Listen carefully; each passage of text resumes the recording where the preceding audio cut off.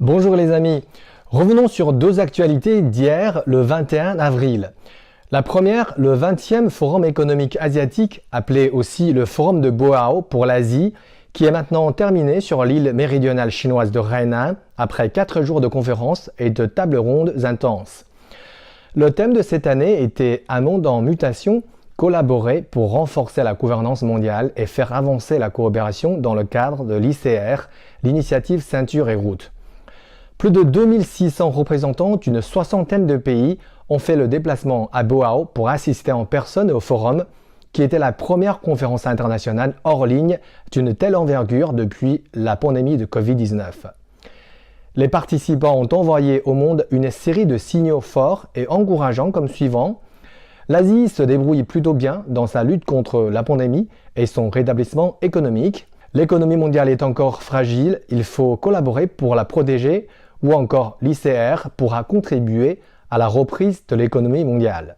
Alors que des dirigeants et entrepreneurs partagent leur entente sur la nécessité du renforcement de la collaboration internationale, la ministre australienne des Affaires étrangères, Marise Payne, a annoncé dans la même journée que son pays révoquerait l'accord passé par l'État de Victoria avec la Chine sur l'ICR, le jugeant incompatible avec sa politique étrangère. Mais quelle ironie!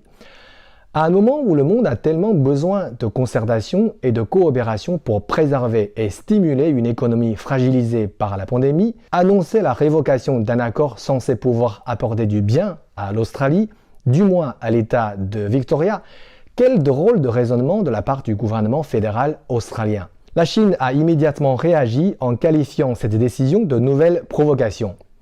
En 2018, lorsque l'État de Victoria est devenu le premier État australien a signé un mémorandum d'entente sur l'ICR, le commerce de biens avec la Chine injectait déjà 19,1 milliards de dollars chaque année dans l'économie de l'État qui souhaitait consolider ses liens économiques avec la Chine à travers cet accord.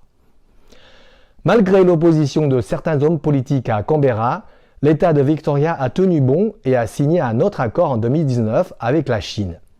Mais aujourd'hui, le gouvernement fédéral impose la révocation de l'accord à l'État de Victoria, c'est placer la politique et l'idéologie devant les besoins réels du peuple australien. N'avons-nous pas déjà assez de l'idéologie avant tout? La Chine continue de souligner que l'ICR est une proposition économique et qu'elle est ouverte à tous, comme l'a réaffirmé le président chinois Xi Jinping lors du forum de Boao. Mais les idéologies avant-toutistes continuent à parler de menaces géopolitiques. Heureusement, les chiffres parlent d'eux-mêmes.